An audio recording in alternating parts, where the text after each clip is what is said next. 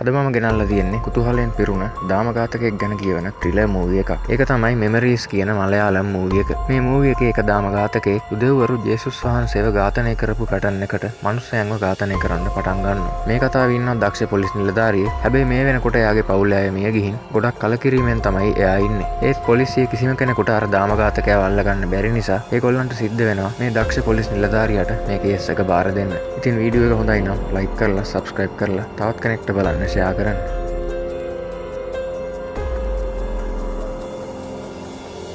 මුලින්ම අපිට පෙන්නනවා පොලිස් ටීම් එකක් සහ ත්‍රස්තවාදී කණ්ඩායමක් අතර වෙන ගැටුම. එතන ඉන්නවා සෑම් කියලා දක්ෂ පොලිස් නිලධාරියෙක්. එයා තමයි මේ කතාවේ ප්‍රධාන චරිතය.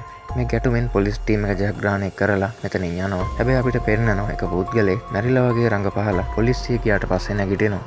ඊට පස්සේ අපිට පෙන්නන්නේ එතනින් අවුරුදු 3කට පස්සේ වෙන සිදුවීමක්. විවාහක සැමියෙක් සහ බිරිඳක් shopping කරලා එන ගමන් කතා කර කර එයාලගේ වාහනයට යනවා. හැබැයි එකපාරටම මේ පුද්ගලයා මෙතනින් අතුරු දහන් වෙනවා. ඊට පස්සේ මෙයා දකිනවා එයාගේ අතේ තිබ්බ බෑග් ටික බිම වැටිලා තියෙනවා. ඒ වගේම අපිට පෙන්නනවා කවුරු හරි එයාව කාර් එක පිටිපස්සෙන් හොරෙන් ඇදගෙන යනවා. ඊට පස්සේ පෙන්නනවා එතනින් දවස් 3කට පස්සේ ඒ පුද්ගලයාගේ මල සිරුර හම්බෙනවා ගහක එල්ලලා තියෙනකොට. මෙයාව ඇදගෙන ගිය දාමඝාතකයා මේ පුද්ගලයාව ඝාතනය කරලා මේ ගහේ එල්ලලා තියෙනවා. මේක මුලින්ම දකින්නේ මෙතනින් සයිකලයක යන මිනිස්සෙක්. ඊට පස්සේ පොලිසියයි මිනිස්සුයි මෙතන බිරෙනවා. මේ නිලධාරියා කියනවා මේ මල සිරුර උඩට අරන් එල්ලන්න තනි පුද්ගලයෙකුට බෑ. ඒක නිසා මේක කීප දෙනෙක් එකතු වෙලා කරපු දෙයක් කියලා. එතකොට අනිත් නිලධාරියා කියනවා ලණුවක් පාවිච්චි කරලා උඩට අරන් තනියෙන් මේක කරන්නත් පුළුවන් කියලා. ඒත් මෙයා මේකට එකඟ වෙන්නේ නැහැ. මේ මියගිය පුද්ගලයා ඊට දවස් 3කට කලින් අතුරුදහන් වෙලා කියලා පොලිසියට පැමිණිල්ලකුත් ලැබිලා තියෙනවා. එයාගේ නම අරවින් කසාද බැඳලා අවුරුදු 1මාරක් වෙනවා. ඒ වගේම එයා රජයේ සේවකයෙක්. මරණ පරීක්ෂක කියන්නේ මේ පුද්ගලයා මිය ගිහින් පැය 15ක් විතර වෙනවා. සිරුරේ බිඳීම් තැලීම් කිසිම දෙයක් නැහැ. පපුවේ තියෙන කැපීම් තුවාල වලින් ලේ ගිහින් තමයි මේ පුද්ගලයා මරණයට පත් වෙලා තියෙන්නේ. පිහි ඇනුමක් සිද්ධ වෙලා නැහැ. කැපීම් තුවාල විතරයි කරලා තියෙන්නේ. ඉතින් මෙයා කියනවා මරණය පුළුවන් තරම් පමා කරලා ඉඳවල මැරෙන්න ඕන නිසා තමයි මේ විදියට තුවාල කරලා තියෙන්නේ කියලා. මොකද නැත්තම් අතේ තියෙන ආහාරයක් කැපුවොත් ඉක්මනින්ම ලේ යවලා මරණයට පත් කරන්න පුළුවන්. ඊට පස්සේ මේ නිලධාරියා යනවා මියගිය අරවින්ගේ ගෙදරට. එතනදී යාලා කියන විදිහට අරවින්ට කිසිම හතුරෙක් ඉඳලා නැහැ. අරවින් කියන්නේ හැමෝටම උදව් කරන සාමකාමී පුද්ගලයෙක්. අරවින්ගේ බිරිඳ විවාහ වෙන්න කලින් මුස්ලිම් කොල්ලෙක් එක්ක සම්බන්ධයක් තිබිලා තියෙනවා. ඒත් ගෙදරින් ඒකට අකමැති නිසා අරවින්ව බන්දලා දීලා තියෙනවා. අරවින් මේවා ගැන දැනගෙනම තමයි මේ විවාහයට කැමති වෙලා තියෙන්නේ. මේක නිසා මෙයාලට ඒ මුස්ලිම් කොල්ල ගැනත් සැකයක් ඇති වෙනවා. ඒකින්ද මේගොල්ලෝ මේ මුස්ලිම් කොල්ලගේ ගෙදරට ගිහිල්ලා ඒ පුද්ගලයාව අත්අඩංගුවට ගන්නවා. මේ ගැන මෙයාලා මාධ්‍යයටත් කියනවා. හැබැයි සැකකාරයා කවුද කියන එක හරියටම කියන්නේ නැහැ. එතකොට මෙතන ඉන්න වර්ෂා කියලා මාධ්‍යවේදිනියක් මේ නිලධාරියාගෙන් අහනවා ඇයි ඔයා මාධ්‍යයට බයයිද කියලා. ඒකට මෙයා කියනවා බයක් නෙමෙයි අකමැත්තක් තියෙන්නේ. වැරදිකාරුව වැරද්ද පිළිගත්තා. එයා ගැන විස්තර කාටවත් කලින් මම ඔයාට දෙන්නම් කියලා. ඊට පස්සේ අපිට පෙන්නනවා තවත් එක රාත්‍රියක පවුලක් වාහනයකින් එයාලා ගෙදරට එනවා. එතකොට ගේට්ටුව ඇරලා තියෙනවා. ඒත් මෙයාලා එක වැඩි ගණන් ගන්නේ නැහැ. ඊට පස්සේ මේ පුද්ගලයා ළමයාත් එක්ක ගේට්ටුව වහන්න යනවා. ඒත් ගොඩක් වෙලා ගිහිනුත් ආවේ නැති නිසා බිරිඳ එළියට ගිහින් බැලුවාම එයා දකිනවා පොඩි ළමයා බිම වැටිලා ඉන්නවා. ඒත් එයාගේ සැමියා මෙතන නැහැ. ඒ කියන්නේ එයාත් දැන් අතුරුදහන්.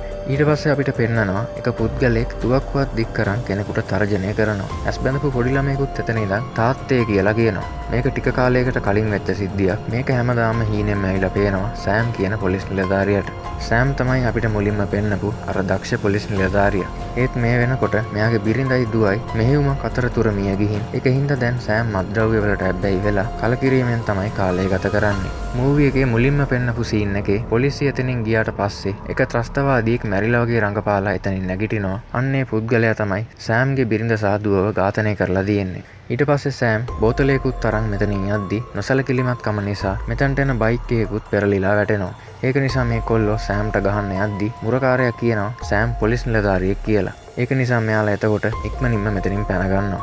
සෑම්ගේ අතේ තිබ්බ බෝතලෙත් මෙතනදී බින්දෙනවා. මේ හැම දෙයක්ම අර වර්ෂා කියන මාධ්‍යවේදිනිය මෙතන ඉඳන් බලාගෙන ඉන්නවා. ඊට පස්සේ සෑම් ගෙදර යනවා. මේ වෙනකොට සෑම්ගේ පවුල ඉතුරු වෙලා ඉන්නේ අම්මයි මල්ලි. ඒත් මල්ලි මේ වෙනකොට වෙනම තමයි ජීවත් වෙන්නේ. පහුවදා උදේ සෑම්ගේ මල්ලි යනවා අලුත් වාහනයක් අරන් අම්මට පෙන්නන්න.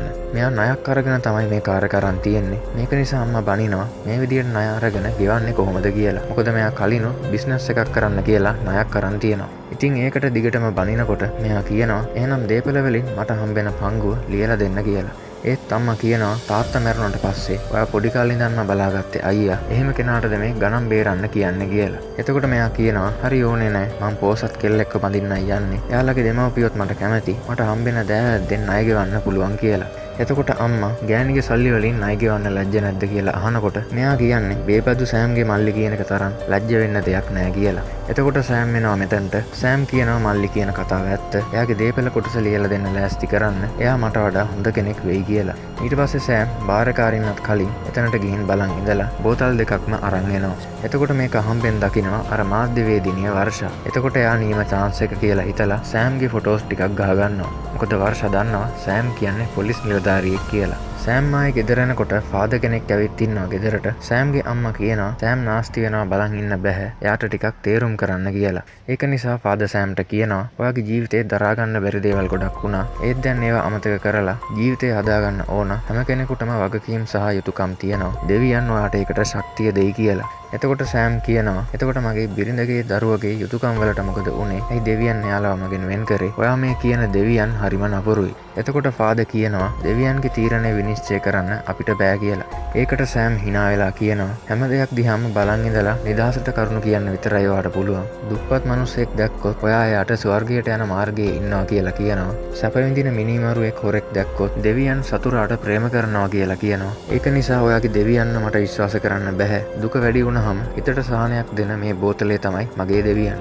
මට අහිමි වුණ දේවල් ආයමත් දුන්නොත් විතරක් මං ඔයාගේ දෙවියන්ව විශ්වාස කරන්නම්. එහෙම කියලා සෑම් මෙතනින් යනවා. ඊට පස්සේ ෆාදර් කියනවා මට තේරෙනවා එයා මෙහෙම කියන්නේ ඇයි කියලා. වැඩි දවසක් යන්න කලින් එයාම කැමැත්තෙන් මන් ළඟට එනවා.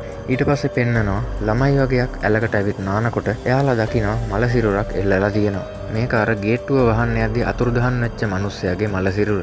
ඊට ටික වෙලාවකට පස්සේ මෙතන මිනිස්සුන්ගෙන් පිරෙනවා. අර පොලිස් නිලධාරියාත් මෙතනට ඇවිත් මේකත් කලින් ඝාතනයට සමාන නිසා මේ මල සිරුර කලින් මරණ පරීක්ෂණය කරපු කෙනාටම යවන්න කියලා කියනවා. ඊට පස්සේ මරණ පරීක්ෂක කියනවා මේ පුද්ගලයාත් කලින් වගේම ලේ ගිහින් තමයි මැරිලා තියෙන්නේ. පපුවේ තියෙන පිහි කැපීම් වලින් තමයි ලේ ගිහින් තියෙන්නේ. ලේ කැටි ගහින්නේ නැති වෙන්න තුවාලේ ගැඹුර වැඩි කරලා තියෙනවා. ඊට පස්සේ මේ නිලධාරියා ගිහින් ලොක්කට කියනවා මම මේ මියගිය දෙන්නගෙම විස්තර හොයලා බැලුවා. මේ දෙන්නගේ කිසිම සම්බන්ධයක් නැහැ. එයාලා හිටිය තැන් ඉගෙනගත්ත තැන් හැම දෙයක්ම වෙනස්. හැබැයි දෙන්නගෙම රස්සාවයි වයසයි එකයි. දෙන්නම රේගු නිලධාරීන් දෙන්නෙක්. මෙයාගේ නම විනෝද්. විනෝද් කියනවා මේ දෙන්නම අවංක රේගු නිලධාරීන් දෙන්නෙක්. ඒක නිසා මේ දෙන්නට හතුර නැති වෙන්න විදිහක් නැහැ. අනිවාර්යයෙන්ම හතුරෙක් ඉන්න ඕනේ කියලා. ඉතින් විනෝද් මේ කියන්නේ මේ දෙන්නගේ හතුරෙක් තමයි මෙයාලව මරලා තියෙන්නේ. ඒක නිසා ආයෙමත් මේ වගේ මරණයක් වෙන්න එකක් නැහැ. අර අත්අඩංගුවට ගත්ත මුස්ලිම් කොල්ලව මේකට වැරදිකාරයක් කරලා කේස් එක වහලා දාමු කියලා. ඉතින් ඒකට මේ නිලධාරියට හොඳටම තරහ ගිහින් කෑ ගහලා විනෝඩ්ට බනිනවා. එයා කැමති වෙන්නේ නැහැ බොරු කරලා මේ කේස් එක වහලා දාන්න. ඊට පස්සේ විනෝද් ගිහින් සැකකාරයා විදියට අත්අඩංගුවට ගත්ත අලි උමර් ගැන මාධ්‍යයට කිව්වහම කිසිම සාක්ෂියක් නැතුව කෙනෙක්ව සැකකාරයෙක් විදියට අත්අඩංගුවට අරන් කියලා නිවුස් වල යන්න පටන් ගන්නවා. මේක නිසා කමිෂනර්ට හොඳටම තරහ ගිහින් අර නිලධාරියාට කෝල් කරලා කියනවා විනෝඩ්ට කරන්න බැරි නම් වෙන කෙනෙක්ට දෙන්න කියලා. මේ නිලධාරියා මේ වෙලේ වාහනේ කොහේ හරි යන ගමන් ඉන්නේ. එතකොට මෙයා දකිනවා එළියේ ඉන්න සෑම්ව. ඒත් එයා වාහනේ නවත්තලා ගිහින් බලනකොට සෑම්ව එයාට මෙතනදී හොයාගන්න බැරි වෙනවා. ඊට පස්සේ අපිට ආයෙමත් පෙන්නනවා සෑම්ට එයාගේ බිරිඳයි දුවයි මැරුණ විදිහ හීනෙන් පේනවා. ඒක නිසා ආයෙමත් සෑම් ඇහැරෙනවා හීනෙන් බය වෙලා. ඊට පස්සේ සෑම් එයා ගාව තියෙන එයාගේ පවුලේ අයගේ පරණ වීඩියෝස් ටිකකුත් බලනවා. ඊට පස්සේ අර නිලධාරියා සෑම්ගේ ගෙදරටම එනවා එයාව හොයාගෙන. ඒ කියන්නේ සෑම්ගේ ලොක්කත් මේ නිලධාරියම තමයි. මේ නිලධාරියා සෑම්ට කියනවා එයාට මේ කේස් එක විසඳන්න උදව් වෙන්න කියලා. ඒත් සෑම් මේකට කැමති වෙන්නේ නැහැ. එතකොට මේ නිලධාරියා සෑම්ට අවවාද කරනවා නාස්ති වෙන්නේ නැතුව හරි විදියට ජීවත් වෙන්න කියලා.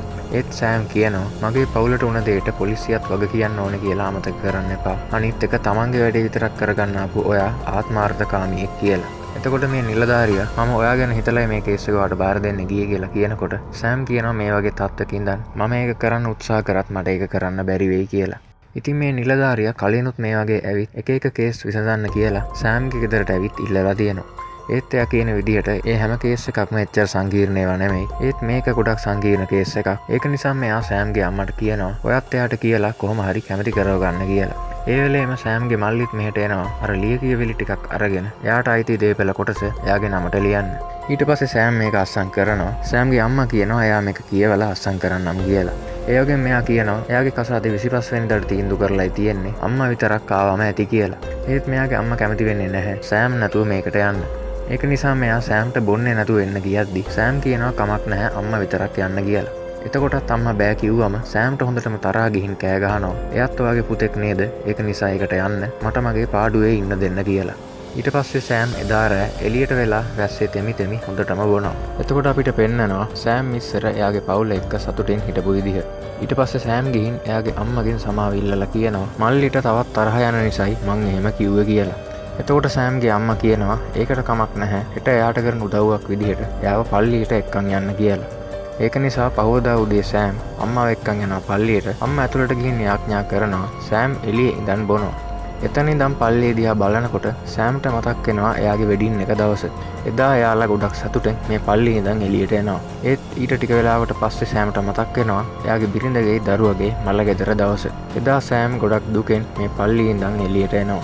ඊට පස්සේ මේ දෙන්න සොහොනටත් යනවා. එතනදි සෑම්ගේ අම්මා කියනවා එයා වෙනුවෙන් හරි අර කේස් එක විසඳන්න ඔයා යන්න කියලා. සෑම් මේකට කැමති වෙන්නේ නැහැ. එතකොට අම්මා කියනවා ඔයා අනිවාර්යයෙන්ම උත්සාහ කරලා බලන්න කියලා.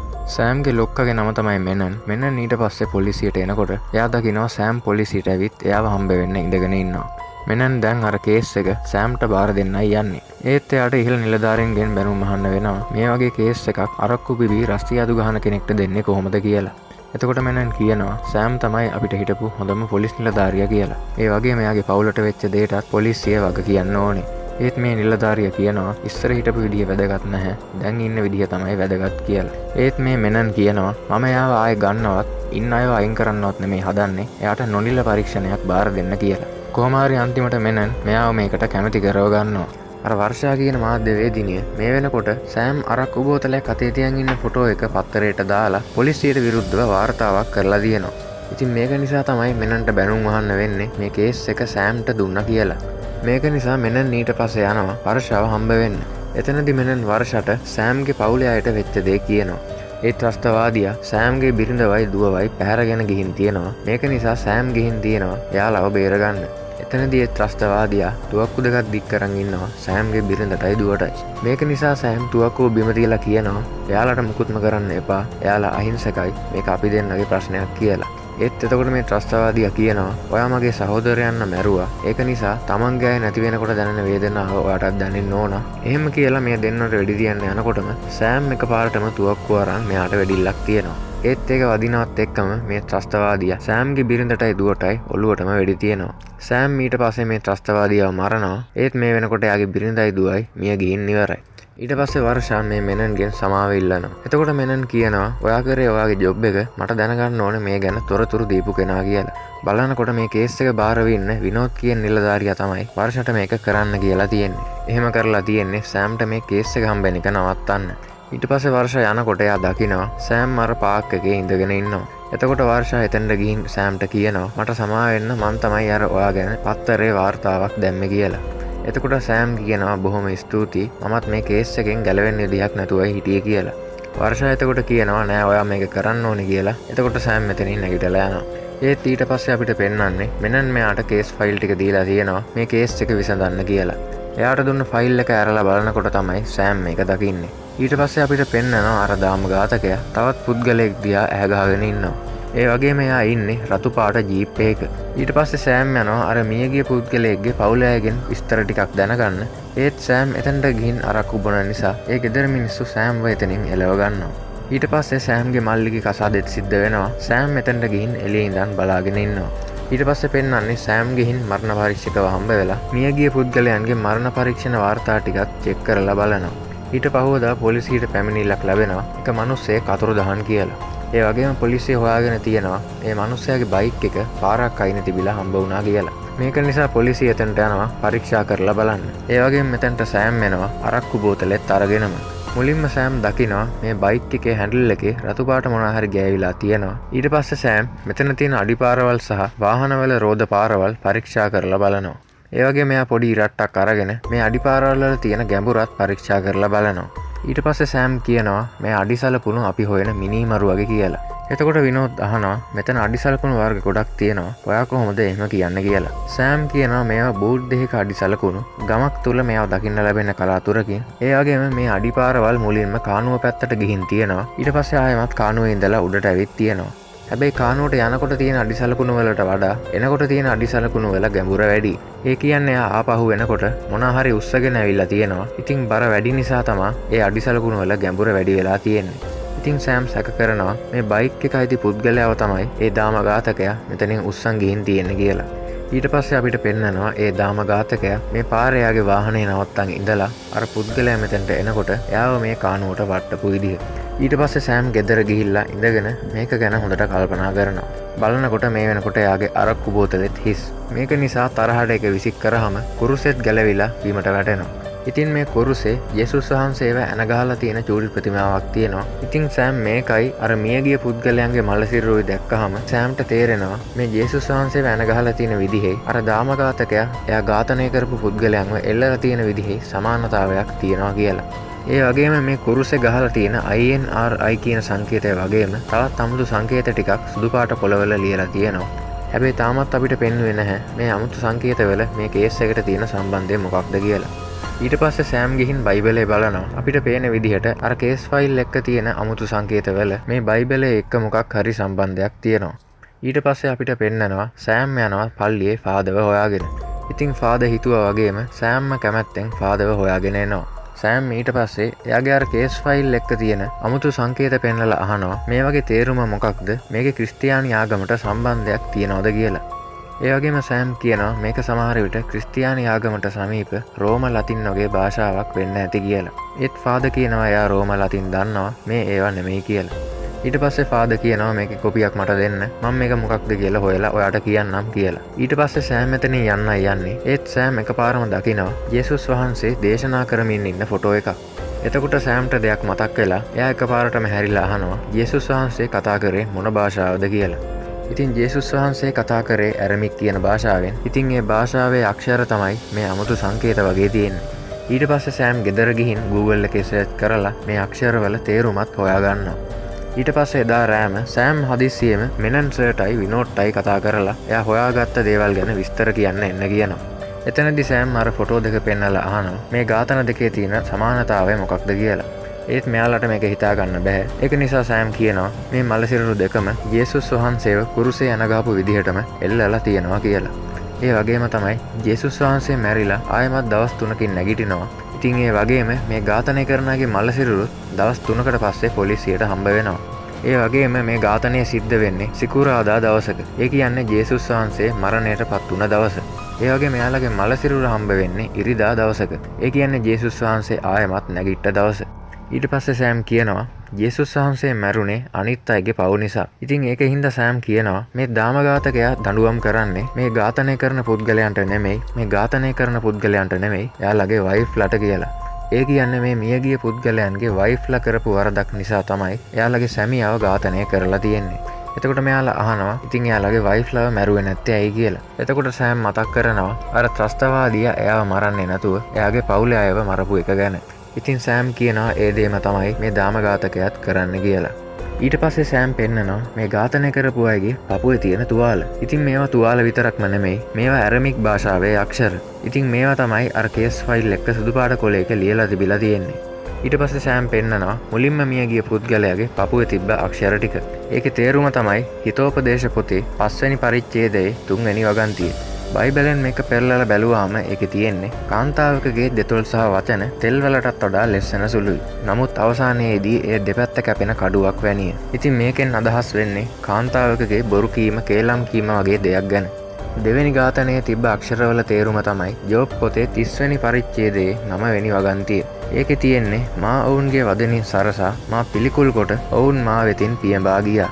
ඉතින් සෑම් කියනවා මේ පළවෙනි එකෙන් කාන්තාව එක්ක තියෙන වෛරය පෙන්නනවා, දෙවෙනි එකෙන් සම්බන්ධයක් පෙන්නනවා කියලා. ඉතින් මේක නිසා සෑම් අනුමාන කරනවා මේ දාමඝාතකයා මියගිය අයගේ වයිෆ්ලා අඳුරන කෙනෙක් කියලා. මේවා තමයි සෑම් දැනට හොයාගත්ත විස්තර. ඊට පස්සේ සෑම් අද රැට පොලිස් නිලධාරීන් මුර සංචාරයේ යවලා මුළු ගමටම හොඳ ආරක්ෂාවක් දෙන්න කියලා මෙතනින් යනවා. ඊට පස්සේ අපිට පෙන්වන්නේ මේ පොලිසියෙන් ටිකක් දුර ස්ථානයක පොලිස් නිලධාරියෙක් තනියෙන් යන කාන්තාවක් දැකලා පස්සෙන් යනවා. හැබැයි ටිකක් දුර යනකොට මෙයාට යාව මග ඇරෙනවා. ඒක නිසා වටපිට බල බල ඉන්නකොට මෙයා දකිනවා කළු පාට කෝට් එකක් දාගෙන මෙතනින් යන මිනිස්සෙක්. එතකොටම මෙතනින් කෝච්චියක් යනවා. ඒක දිහා බලලා ආයෙ හැරිලා බලනකොට අර මිනිස්සයා පේන්නේ නැහැ. ඒ වගේම එයා මෙතනට එනකොට තිබ්බ වාහනේත් එතන නැහැ. ඊට පස්සේ එයා දකිනවා තුන්වෙනි කෙනාගේ මලසිරුරත් එල්ලලා තියෙනවා. ඒ කියන්නේ අර දාම ඝාතකයා තමයි කළු පාට කෝට් එකක් ඇඳගෙන අර ජීප් එකේ නැගලා ඇවිත් තියෙන්නේ. පහවදා උදේ පොලිසිය මෙතනට ඇවිල්ලා පරීක්ෂණ කටයුතු ආරම්භ කරනවා. එතකොට සෑම් මෙතනට ඇවිල්ලා වටපිට හොඳට පරීක්ෂා කරනවා. එතකොට එයා දකිනවා මෙතනත් අර අඩිසලකුණු තියෙනවා. ඒ වගේම මේක මුලින්ම දැක්ක අර පොලිස්කාරයා අපරාධකාරයෙකුගේ බිරිඳව තමයි ලුහු බැඳලා තියෙන්නේ. ඒත් මෙයා ඒ දාම ඝාතකයාගේ මූණ දැක්කේ නැහැ. ඒ වගේම එයාට අර වාහනේ පාට මතකත් නැහැ. මොකද ඒ වෙලාවේ ගොඩක් අඳුරු නිසා පාට හරියටම පේන්නේ නැහැ. හැබැයි එයා කියනවා ඒක ජීප් එකක් වගේ කියලා. ඊට පස්සේ සෑම් මෙනන් ගාවට යනවා මේ ඝාතනයෙන් එයා හොයාගත්ත දේවල් ගැන කියන්න. මේ පාර පෙන්වන බයිබල් වාක්‍යයෙන් කියන්නේ ඊර්ෂ්‍යාව නිසා ඔහුට කිසිදා කටුගා දැමීමට නොහැකි තැලුම් හා අපකීර්තිය ලැබෙයි. මිනිසෙකු කෝප වූ විට හා වෛරය පිට කරන විට කිසි විටක අනුකම්පාවක් නොපෙන්වයි. කිසිදු තිලිනයකින් ඔහුට සතුටක් අත් නොවේ.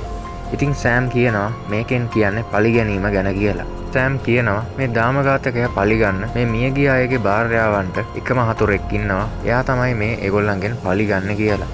ඒ වගේම සෑම් කියනවා මේ දාම ඝාතකයා අඩි 6ක් විතර උස, කිලෝ 75ක් විතර බර, දකුණු කකුල කොට කෙනෙක් වෙන්න ඕනේ කියලා. ඒ වගේම එයාගේ වාහනේ රතු පාට හાર્ඩ් টොප් ජිප්සියක් කියලාත් කියනවා. ඉතින් මේක ආපුවම මෙයාලා ගොඩක් පුදුම වෙනවා. ඒවා හොයාගත්තේ කොහොමද හද්දි? සෑම් කියනවා අන්තිමට හම්බුණ අඩිසලකුණු වල වම් කකුලේ දකුණු කකුලේ අඩිසලකුණු පරීක්ෂා කරලා බලද්දි දකුණු අඩිසලකුණු හැමතිස්සෙම අඟල් කාලක් විතර වැඩිපුර ගැඹුරට තිබිලා තියෙනවා. ඉතින් කකුල කොට කෙනෙක් ඇවිදිනකොට එයාගේ කොට කකුලට වැඩි බරක් එල්ල වෙනවා. ඒක නිසා තමයි ඒ කකුලේ අඩිසලකුණු වැඩිපුර ගැඹුරට තියෙන්නේ. ඒ වගේම සෑම් කියනවා එයා මේ කකුල කොට ප්‍රශ්නේ මග අරගන්න එයාගේ කකුල් දෙකේම උස එක ගානට සෙට් වෙන විදිහට හදපු විශේෂ සපත්තු දෙකක් තමයි පාවිච්චි කරන්න කියලා. ඒ වගේම ඒ වාහනේ ටයර් සලකුණු වලිනුයි අර පොලිස් නිලධාරියා මේ වාහනේ ගැන විස්තර කරපු විදිහෙනුයි තමයි ඒක ජිප්සියක් කියලා හොයාගෙන තියෙන්නේ. දෙවැනි ඝාතනයේ පරීක්ෂණය කරනකොට සෑම් දැක්කා ඒ ඝාතනය වුණ පුද්ගලයාගේ බයික් හැන්ඩල් එකේ රතු පාට තීන්ත වගේක් ගෑවිලා තියෙනවා. ඉතින් ඒක වෙලා තියෙන්නේ ඒ බයික් එක මේ දාම ඝාතකයාගේ වාහනේ හැප්පුණ නිසා. ඒ විදිහට තමයි සෑම් මේ වාහනේ රතු පාට කියලා දැනගත්තේ. ඊට පස්සේ මෙයාලා මුලින්ම මිය ගිය දෙන්නගේ භාර්යාවන් ගෙන්නනවා මේ දාම ඝාතකයා ගැන ප්‍රශ්න කරන්න. එතකොට සෑම් අහනවා ඒ දෙන්න අඳුරනවා නේද කියලා. බලනකොට සෑම් අනුමාන කරපු එක හරියටම හරි. ඊට පස්සේ සෑම් අන්තිමටම මිය ගිය පුද්ගලයාගේ භාර්යාවගේ ෆොටෝ එකක් පෙන්නලා අහනවා මෙයාවත් ඔයාලා අඳුරනවා නේද කියලා. බලනකොට ඒකත් හරියටම හරි.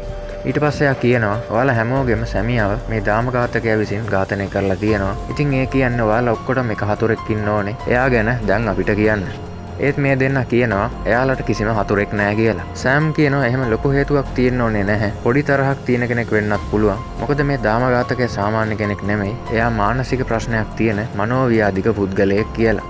ඒ වගේම එයා කොර ගහන කෙනෙක් වෙන්නත් පුළුවන් කියලා කියනවා. අන්න ඒක කියනකොටම මේ දෙන්නට කෙනෙක්ව මතක් වෙනවා. මෙයාලා 2004 ජුනි ඉඳන් මාස 6ක කෝස් එකක් කරලා තියෙනවා. එතනදී තමයි මෙයාලා මුලින්ම හම්බ වෙලා යාළුවෝ වෙලා තියෙන්නේ. මෙයාලා ඒ කෝස් එක කරපු තැන අයිතිකාරයෝ වෙලා තියෙන්නේ අයිසැක් සහ පාර්වතී කියලා කසාද බැඳපු දෙන්නේ. මෙයාලගේ ඇසිස්ටන්ට් විදිහට ආනන්ද් කියලා කෙනෙක් ඉඳලා තියෙනවා. ඒ වගේම මේ ආනන්ද් පාර්වතීගේ දෙමාපියෝ අරන් හදාගත්තු කෙනෙක්. ඉතින් මේ ආනන්ද්ගේ එක කකුලක් කොටයි. ඒ වගේම එයා වැඩි කතා නොකරන ටිකක් අමුතු චරිතයක්. ඒ වගේම එයා නිතරම බයිබලයක් අතේ තියාගෙන ඒක කියව තමයි ඉඳලා තියෙන්නේ. ඉතින් මෙහෙම ඉන්නකොට දවසක් මෙයාලගේ කාමරයට පාර්වතී ඇවිල්ලා තියෙනවා. එතකොට පාර්වතී දකිනවා මෙයාලා අනවශ්‍ය පොතක් කියව ඉන්නවා. ඉතින් මේකට පාර්වතීට තරහ ගිහින් මෙයාලා මෙහි අනවශ්‍ය වැඩ කරන එක දෙමව්පියන්ට කියනවා කියලා මෙතනින් යනවා. එතකොට මෙයාලා පාර්වතීගෙන් සමාව ඉල්ලනවා. ඒත් පාර්වතී මෙයාලට සමාව දෙන්නේ නැහැ. ඊට පස්සේ මෙයාලා හැමෝගෙම දෙමව්පියන්ව ගෙන්නලා එයාලා ඉස්සරහා මෙයාලට අවවාද කරලා තියෙනවා. ඊට පස්සේ හැමෝටම මේක ආරංචි වෙලා මෙයාලා විහිළුවට ගන්න පටන් අරන් තියෙනවා. ඉතින් මේක නිසා මෙයාලට තරහා ගිහින් මෙයාලා හිතා ගන්නවා පාර්වතීගෙන් පලිගන්න. එහෙම ටික දවසක් ඉන්නකොට මෙයාලා දැනගන්නවා මෙයාලත් එක්කම ඉන්න තව විමලා කියන මෙයාලගේ යාළුවෙක්ට අර ආනන්ද් කියන පුද්ගලයා කැමතියි කියලා. ඒක නිසා මෙයාලා ප්ලෑන් එකක් ගහලා මේ විමලා බොරුවට ආනන්දට කැමතියි වගේ රඟපානවා. ඊට පස්සේ මෙයාලා ගිහින් කියනවා ආනන්ද් විමලාගේ පස්සෙන් එනවා. ඒක යාට කරදරයක් කියලා. එයාට එහෙම කරන්න එපා කියලා අවවාද කරන්න කියලාත් මෙයාලා මේ මිනිස්සයාට කියනවා. මේ මිනිස්සයා මේක විශ්වාස කරනවා. ඊට පස්සේ මේ මිනිස්සයා ආනන්දට අවවාද කරාම ආනන්ද් ඇවිත් විමලාගෙන් අහනවා ඔයා මෙහෙම දෙයක් අයිසැක් සර්ට කිව්වද කියලා. එතකොට විමලා බොරුවට රඟපානවා අයිසැක් සර් කියන්නේ බොරු මං එහෙම දෙයක් කිව්වේ නෑ කියලා. ඒ වගේම විමලගේ යාළුවා මෙතන ඉන්න ලක්ෂ්මි කියනවා අපිට වුණ සිද්ධියෙන් පස්සේ අයිසැක් සර් විමලා දිහා කැත විදියට බලනවා. ඒ වගේම එයා විමලට ඔයත් එක්ක කතා කරන්නත් එපා කිව්වා කියලා. ඒ වගේම විමලා කියනවා රණ්ඩුවක් යන නිසායි මම මේ දේවල් ඔයාගෙන් හැංගුවේ කියලා. මේක නිසා එයා කියනවා කෝස් එක ඉවර වෙනකන් අපි කතා නොකර ඉඳලා ඊට පස්සේ හම්බ වෙමු කියලා. ඉතින් මේ හැම දෙයක්ම ආනන්ද් විශ්වාස කරනවා. ඊට පස්සේ මෙයාලගේ කෝස් එක ඉවර වෙන අන්තිම දවසේ විමලා එයාගේ ඇඳුම පොඩ්ඩක් කිරාගෙන අයිසැක් ගාවට යනවා. හැබැයි මේක දකිනවා මෙතන සුද්ධ පවිත්‍ර කරන්න ඉන්න කාන්තාව. ඊට පස්සේ විමලා ගිහින් අයිසැක්ට කියනවා ආනන්ද් තමයි මට මෙහෙම කරේ කියලා. ඉතින් එයාට මෙතන ආරක්ෂාවක් නැහැ කියලා අඬ ආනන්දට බැනලා විමලා මෙතනින් එළියට යනකොටම ආනන්ද්ව එයාට හම්බ වෙනවා. එතකොට ලක්ෂ්මී කියනවා අයිසැක් තමයි මෙයාට මෙහෙම කරේ කියලා. ඒත් එක්කම විමලා කියනවා මට දැන් තමයි තේරෙන්නේ ඔය දෙන්නගේම අරමුණ මොකක්ද කියලා. මට ආයේ තමුසේව දකින්න ඕනේ නැහැ. එහෙම කියලා මේ දෙන්න මෙතනින් hina වෙවි යනවා. ඊට පස්සේ ආනන්ද් ගිහින් මේ අයිසැක් එක්ක රණ්ඩු වෙනවා. පාර්වතී ඇවිල්ලා තමයි මේක නවත්තන්නේ. අර කෙල්ලපස් දෙනා මේක දිහා ගොඩක් සතුටෙන් බලාගෙන ඉන්නවා. ඊට පස්සේ යාලා කෝස් එක ඉවර වෙලා ගෙවල් වලට යනවා. ඒත් ආනන්ද්ගේ හිතේ තියෙන තරහ නැති වෙන්නේ නැහැ. අන්තිමටම මියගිය කෙනාගේ භාර්යාව තමයි විමලා කියන්නේ. අනිත් දෙන්න කොහෙද කියන එක මෙයාලා දැන් දන්නේ නැහැ. ඊට පස්සේ සෑම් ඒ අධ්‍යාපන ආයතනය ළඟට ගිහිල්ලා ඒ ළඟ තියෙන කඩේකින් අයිසැක් සහ පාර්වතී ගැන අහනවා. මේ මිනිස්සයා කියනවා අයිසැක් උඩ තට්ටුවකින් පල්ලෙහාට වැටිලා පාර්වතී ඉස්සරහම මැරුණා. ඒක නිසා පාර්වතී එයාලත් එක්ක හිටපු කොල්ලයි මෙහෙන් ගියා කියලා. විස්තර දැනගන්න පුළුවන් කෙනෙක් ගැන අහපුවාම මෙතන හිටපු සුද්ධ පවිත්‍ර කරන කාන්තාවගේ විස්තර මේ මිනිස්සයා කියනවා. ඒ වගේම මෙයා කියනවා මේ දේපල විකුණලා ඒ වලින් ලක්ෂ 15 එයාලත් එක්ක හිටපු කොල්ලා මේ කාන්තාවට දුන්නා කියලා. ඊට පස්සේ සෑම් යනවා ඒ කාන්තාව හම්බෙන්න. සෑම් දැන් සැක කරනවා ආනන්ද් අයිසැක්ව මරලා මේ කාන්තාව එක දැක්ක නිසා ඒක කාටවත් කියන්න එපා කියලා එයාට ලක්ෂ 5ක් දීලා තියෙනවා කියලා. ඒත් මේ කාන්තාව කියනවා එයා ඇත්තටම මැරුවේ නැහැ ඒක අනතුරක් කියලා. ඊට පස්සේ මේ කාන්තාව අර කෙල්ලපස් දෙනාගේ කතාවත් මුලින් ඉඳන්ම කියනවා. ඊට පස්සේ එයා කියනවා මේ කෝස් එක ඉවර වෙලා මාසෙකට පස්සේ ආනන්ද් ආයෙමත් ඇවිත් අයිසැක් එක්ක රණ්ඩු වෙලා තියෙනවා. ඉතින් මෙහෙම රණ්ඩු වෙනකොට වැරදිලා අයිසැක්ව තල්ලු වෙලා උඩ තට්ටුවෙන් පල්ලෙහාට වැටෙනවා. ඒ වැටෙන තැනම පාර්වතීත් මේක බලාගෙන ඉන්නවා. ආනන්ද් ඊට පස්සේ මෙයාට කියනවා වැරදිලා වුණේ කාටවත් ඒක කියන්න එපා කියලා. හැබැයි මෙයා ඇත්ත දැනන් ඉඳලත් ආනන්ද්ට කියලා නැහැ. මොකද ආනන්ද් තරහ යන කෙනෙක් නිසා. ඒ වගේම අයිසැක් මැරෙනකොට පාර්වතීට ළමයෙක් හම්බෙන්න ඉඳලා තියෙනවා. ඉතින් ඒ දෙන්නව බලාගන්න කෙනෙක් නැති වෙන හින්දා තමයි මෙයා මේක පොලිසියට කියලා නැත්තේ. ඒත් මෙයා ගාව දැන් ආනන්ද්ගේ කිසිම විස්තරයක් නැහැ. ආනන්ද් එයාගේ හැම විස්තරයක්ම විනාශ කරලා තමයි මෙහෙන් ගිහින් තියෙන්නේ. ඊට පස්සේ සෑම් ආයෙමත් ගෙදර ගිහින් මේක ගැන කල්පනා කරන්න පටන් ගන්නවා. ඊට පස්සේ සෑම් වර්ෂාව හම්බ වෙන්න ගිහිල්ලා එයාට කියනවා පොලිස් නිලධාරියෙක් ඝාතකයව දැකලා තියෙනවා කියලා බොරු නිවුස් එකක් මාධ්‍යයට යවන්න කියලා. ඊට පස්සේ මේ නිවුස් එක පත්තර වෙලයි ටීවී එකේ යන්න පටන් ගන්නවා. එතකොට දාම ඝාතකයා හිතනවා එදා අර යාව දැක්ක පොලිස්කාරයා ගැන තමයි මේ කියන්නේ කියලා. එතකොට ඒ දාම ඝාතකයා මේ පොලිස්කාරයා මරන්නේ කියලා හිතාගෙන තමයි සෑම් මේව කරන්නේ. ඒක නිසා මේ නිවුස් එක දැම්මට පස්සේ සෑම් මේ පොලිස්කාරයාගේ පිටිපස්සෙන්ම මුළු දවසම ගිහින් හොඳ සෝදිසියෙන් ඉන්නවා ඒ දාම ඝාතකයා කොයි වෙලේ හරි එයි කියලා. ඊට පස්සේ අපිට පෙන්වන්නේ මුළු දවසක් තිස්සෙම එයා යන තැනට පස්සෙන් යනවා. ඊට පස්සේ සෑම් එදා රෑ මේ මිනිස්සයාගේ ගෙවල් ළඟට ගිහින් වාහනේ නවත්තගෙන බලාගෙන ඉන්නවා. ටික වෙලාවක් ඉන්නකොට සෑම් දකිනවා අර දාම ඝාතකයා තාප්පෙන් පැනලා මේ වත්ත ඇතුළට යනවා.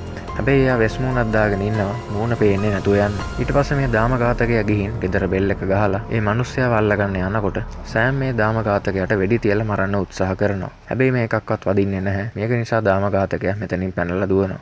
ඊට පස්සේ සෑම් මේ තුවක්කුවත් බිම වට්ටගෙන ඝාතකයාගේ පස්සෙන් දුවලා ගිහින් අල්ලගන්න උත්සාහ කරනවා.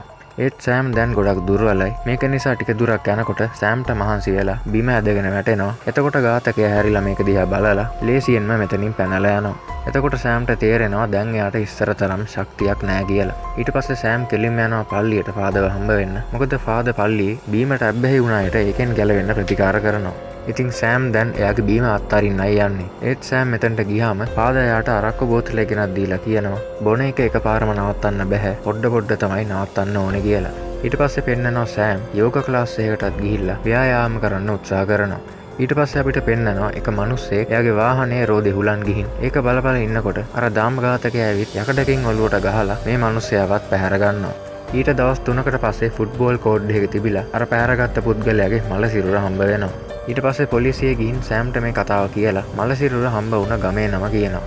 එතකොට අපිට පෙන්නනවා සෑම් මේ වෙනකොට මේ මල සිරුර හම්බ වෙන තැන මැප් එකේ ලකුණු කරලා තියෙනවා. පළවෙනි මල සිරුර තිබ්බ තැන ඉඳලා කිලෝමීටර් 150ක දුරින් තමයි දෙවෙනි එක තිබිලා තියෙන්නේ. එතන ඉඳන් තවත් කිලෝමීටර් 150ක දුරින් තමයි තුන්වෙනි එක තිබිලා තියෙන්නේ. ඉතින් මේ තැන් තුනේ ඉඳන්ම කිලෝමීටර් 150ක් තියෙන එකම තැන තමයි සෑම් මේ ඊළඟ මල සිරුර හම්බ වෙන තැන විදියට ලකුණු කරලා තියෙන්නේ. ඒ වගේම මේ තැන් ටික යා කරාම කුරුසයක් නිර්මාණය වෙනවා. ඒ වගේම සෑම් කියනවා හරියටම මේ කුරුසේ මැද තියෙන ස්ථානයේ තිබිලා අන්තිම මල සිරුර හම්බ වෙයි කියලා. එතකොට මේ නිලධාරියා අහනවා මේක අපි මාධ්‍යයට කියලා මේ අනතුරේ වැටිලා ඉන්න කෙල්ලගේ නම කිව්වොත් එහෙම එයා කොහේ හිටියත් අපේ ගාවට ගෙන්න ගන්න පුළුවන් කියලා. ඒත් සෑම් කියනවා එහෙම කරොත් ඝාතකයා පැනලා යයි කියලා. ඒ වගේම සෑම් කියනවා එයාව හොයාගත්ත කියලාත් වැඩක් වෙන්නේ නැහැ. ඒ විදිහට කරලා එයාව ගෙන්න ගත්තත් ඔයාලට එයාව ආරක්ෂා කරන්න බෑ. මොකද ඔයාලා මගේ පවුල ආරක්ෂා කරපු විදිහ මම හොඳටම දැක්කා කියලා. ඊට පස්සේ මෙයාලා අර කුරුසේ හරි මැද තියෙන ගමේ මේ දාම ඝාතකයාවයි එයාගේ වාහනේ හොයන්න පටන් ගන්නවා. එතකොට පොලිසියට දැනගන්න ලැබෙනවා එක වාහන සර්විස් කරන තැනකින් එක පුද්ගලයෙක් කියනවා එයා ඒ වගේ වාහනයක් දැකලා තියෙනවා කියලා. මේ පුද්ගලයා කියනවා ඒ වාහනේ ටයර් එක මහත නිසා ඒක මතකයි කියලා. හැබැයි ඒකේ අංකය මෙයාට මතක නැහැ. ඒ වගේම ඒ පුද්ගලයාව දැක්කොත් එයාට අඳුර ගන්නත් පුළුවන් කියනවා. මොකද එයා ගිය සතියේත් මෙතනට ඇවිල්ලා තියෙනවා.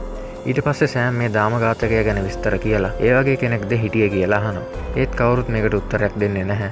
මේ වෙලාවේ සෑම්ගේ අම්මා සෑම්ට කෝල් එකක් ගන්නවා. ඒත් සෑම් කියනවා මං දැන් වැඩක ඉන්නේ පස්සේ ගන්නම් කියලා. අර කොල්ලා ඊට පස්සේ කියනවා මං හිතන්නේ එයා පොලිස් කාරයෙක් වෙන්න ඕන කියලා.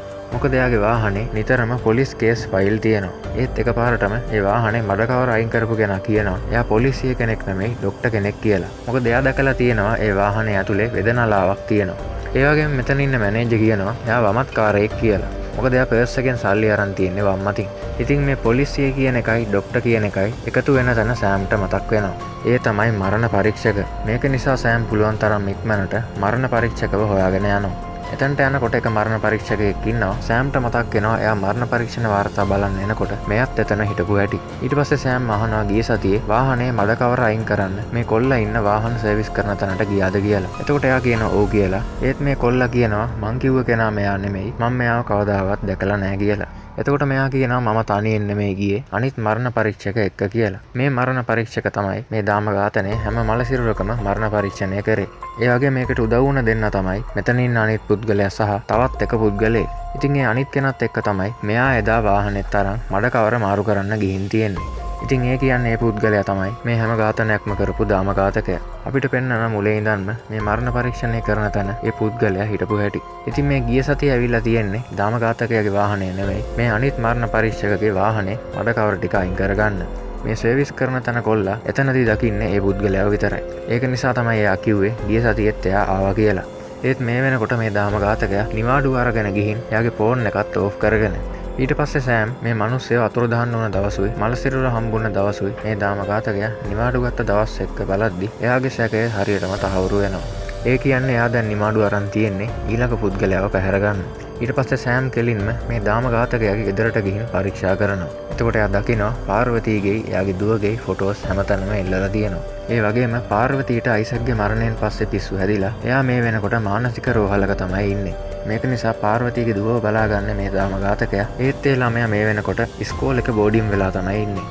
ඊට පස්සේ මෙතන තියෙන කම්පියුටර් එක ඔන් කරන්න හදනකොට ඒකට පාස්වර්ඩ් එකක් දාලා තියෙන නිසා මෙයාලට ඒක ඔන් කරගන්න පුළුවන් වෙන්නේ නැහැ. මේක නිසා සෑම් කියනවා හැකර් කෙනෙක්ව හොයාගෙන එන්න කියලා. ඒ වගේම මේ දාම ඝාතකයා දැන් එයාගේ නම වෙනස් කරගෙන ඉන්නේ පීටර් කියලා. ඊට පස්සේ සෑම් ටිකක් වෙලා මෙතන පරීක්ෂා කරලා බලනකොට එයා දකිනවා මෙතන බයිබලයක් තියෙනවා. එතකොට සෑම් කියනවා හෝලි බයිබල් කියන එක පාස්වර්ඩ් එක විදියට ගහලා බලන්න කියලා. බලනකොට ඒක තමයි මේ කම්පියුටර් එකට දාලා තියෙන පාස්වර්ඩ් එක.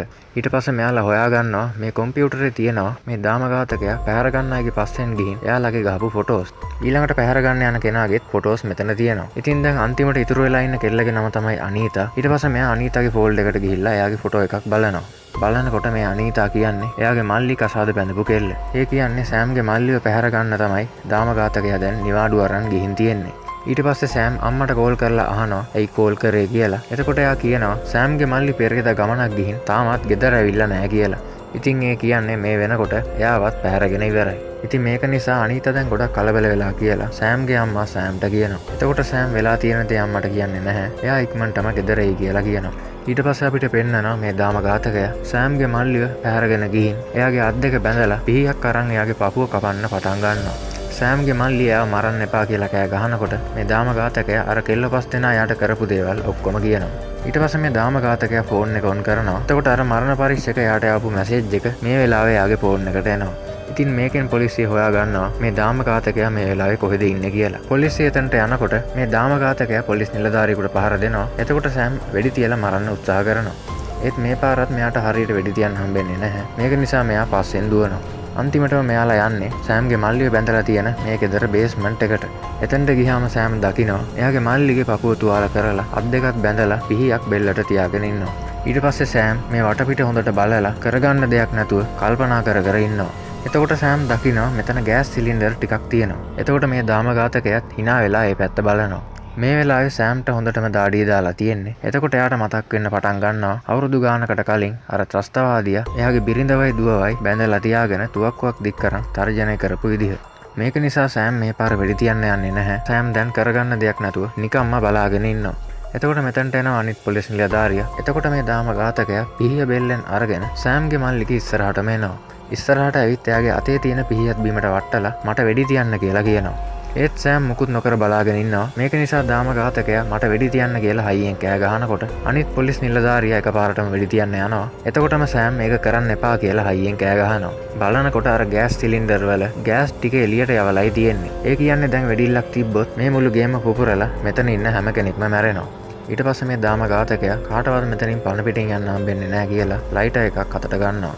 එතකොට සෑම් කියනවා ඒක කරන්න එපා. එහෙම කරොත් ඔයාගේ අක්කවයි අක්කගේ දුවවයි බලා ගන්න කෙනෙක් නැතුව යනවා කියලා.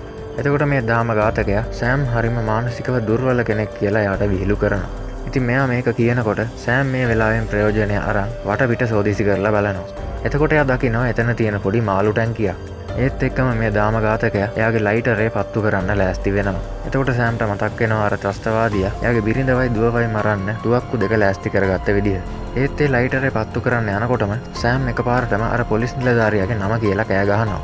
එතකොට මේ දාමඝාතකයා ඒ පොලිස් නිලධාරියා දිහා හැරිලා බලද්දි සෑම් අර මාළු ටැංකිය උස්සලා අරගෙන ඒක ඇතුළට තුවක්කුව දාලා මේ දාමඝාතකයාගේ ඔළුවටම වෙඩි තියලා එයාව එතනම මරලා දානවා. ඉතින් උණ්ඩේ පත්තුවීම සිදුවෙන්නේ වතුර ඇතුලේ නිසා ඒ පිපිරීම වෙන තැනට ගෑස් යන්නේ නැහැ. ඊට පස්සේ මේ දෙන්නා ගිහින් සෑම්ගේ මල්ලිවත් ලෙහලා ඇම්බියුලන්ස් එකකට කතා කරලා මෙයා ඉක්මනටම හොස්පිටල් එකකට යවනවා. හොස්පිටල් එකේදී සෑම්ගේ මල්ලිගේ ජීවිතේ බේරෙනවා. අන්තිමට අපිට පෙන්නනවා සෑම් පාර්වතීගේ දුවව එක්කන් එනවා.